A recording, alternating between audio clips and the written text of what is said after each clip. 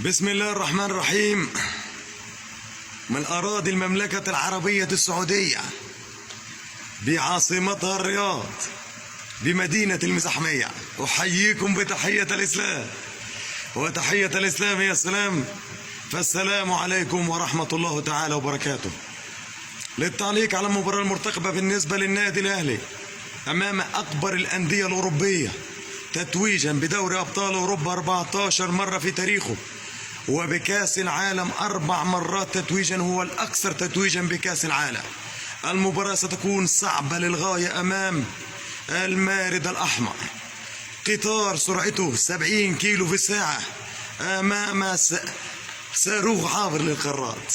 القيمة السوقية بالنسبة لنادي ريال مدريد حسب ترانسيه فير ماركت آخر تصنيف العام 2022 830 مليون يورو.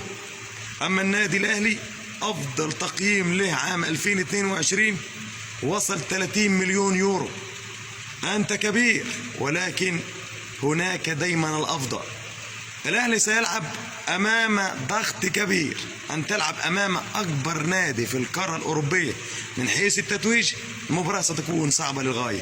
نادي ريال مدريد نادي تأسس عام 1902، رئيس النادي طبعا نار على العالم بيريز، أما المدرب الكبير الإيطالي أنشيلوتي، وأفضل الحراس أفضل لاعب وأعلى قيمة بالنادي ريال مدريد هو جونيور البرازيلي. القيمة التسويقية الأخيرة له 100 مليون يورو.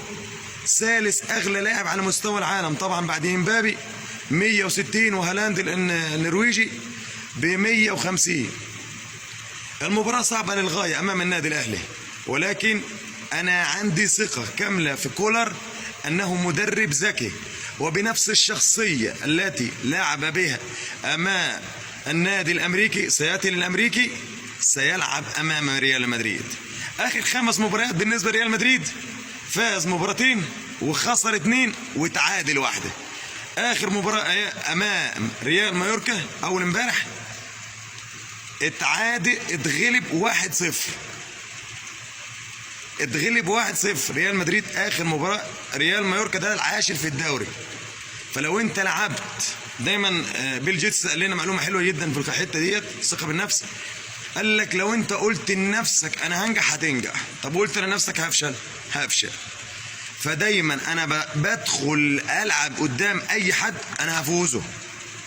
الامكانيات السعوديه غلبت الارجنتين، مصنف مرشح اول للبطوله غلبت الارجنتين.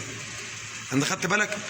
انا مش هقول اللعيبه انتوا المباراه بالنسبه لكم مستحيل، لا، ما فيش حاجه اسمها مستحيل في كره القدم. النقطه الاهم العب برجوله واعمل اللي عليك، والباقي ده بتاع ربنا. انت عليك السعي. انت النهارده وصلت الدور قبل النهائي بالنسبه لكاس العالم، انا ان شاء الله باذن الله متاكد تمام التاكد ان الاهلي يلعب مباراه حلوه.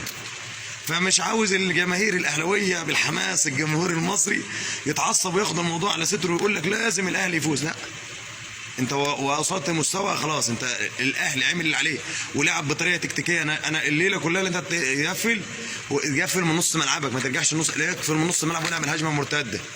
ودايما اهم حاجه 1 مان تو مان لجونيور. مفتاح اللعب بتاع الفريق النهارده ريال مدريد توماس كروز، اهم واحد لعب في نص الملعب. مودريتش راحت عليه، يعني لعيب 6 من 10 او 7 من 10، 6.5، ما بيكملش 7 من 10 تقييمه في كل مباراه. اهم حاجه نص الملعب. ديانج الشوط الاول في الماتش اللي فات 10 على الشوط الثاني الريتم بتاعه نزل. احنا عاوزين على قد ما نقدر ان شاء الله باذن الله الاهلي، انا بقول الاهلي ان شاء الله باذن الله قادر على التحدي. ريال مدريد يا جماعه اكبر نادي على مستوى العالم في البطولات، بطوله قاريه 26 بطوله قاريه. النادي الاهلي وراه ب 24.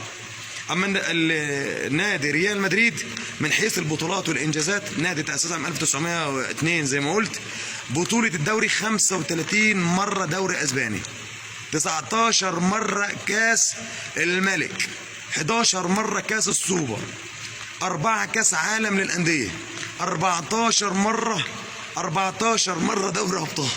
ما في اقرب فريق منافس ليه 6 مرات. اقرب نادي وليفربول 6 مرات. اقرب نادي بالنسبه لدوري ابطال اوروبا هو ليفربول. الليله كلها كمان يا جماعه في نهايه الكلام عاوزين يعني نآزر الجمهور الزمالك. بص يا جماعه، الدنيا الايام دول، الزمالك في 3 4 لعيبه اتصابوا وعندهم اصابات، فانا مش فرحان ان الزمالك واقع دلوقتي.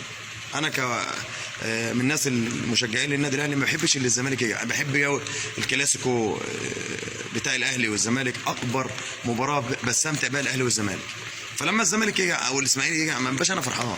انا عاوز الدوري المصري يبقى اقوى دوري، لما عندنا 5 6 الدوري الانجليزي فيه 20 فريق، في 6 أو 7 بينافسوا على الدوري، فالدوري على كده حلو. انما انت النهارده تفرح في الزمالك يقع، ان كنت انت مع الزمالك او ضد الزمالك، مع مرتضى منصور او ضد مرتضى منصور، دي مش روح رياضيه. انا لا تخاطب الناس لا تخاطب الناس بكلامي، يعني انت الليله كلها قد ربنا سبحانه وتعالى خاطبهم الجاهلون قالوا سلاما. فيجي واحد مثلا قليل الادب يستفزك ويقول لك انت بيك كذا وابن كذا، تروح تبصص له بصه كده يا صاحبي ويقول له مع السلامه يا زميلي. انت خدت بالك؟ دي القاعده الاساسيه في الحياه. فالقاعده انا نفسي الزمالك يرجع تاني ويتفوق ويفوز، مش ياخد الدوري من الاهلي، لا الاهلي ياخد الدوري برضه. علشان الاهلي لما ياخد الدوري، علشان الاهلي لما يبقى واخد الدوري هو بطل، الزمالك واقف على حيله ويقول لك لا يا عم ده واخدها بجداره. انما دلوقتي يقول لك ده الاهلي محظوظ، ده الزمالك واجع. انت خدت بالك؟ وربنا سبحانه وتعالى ييسر الحال ان شاء الله باذن الله. الماتش بتاع الاهلي باذن الله هنعمله تعليق باذن الله بالماتش باذن الله يعني تعالى، وهنزله ان شاء الله باذن الله عندي على تيك توك حسام الرفاعي مع معلق رياضي حسام الرفاعي، وعندي على الفيسبوك وعندي على تويتر حسام الرفاعي برضه. حسام الرفاعي على تويتر بالانجليزيه حسام الرفاعي، انما القنوات الثانيه كلها بالعربي، والانستجرام برضه نفس النظام. وشكرا لاي حد دعمني وقال لي تعليقات ايجابيه، وانا اتشرف بيكم يا جماعه، وجزاكم الله خيرا في رعايه الله، مع الف سلامه.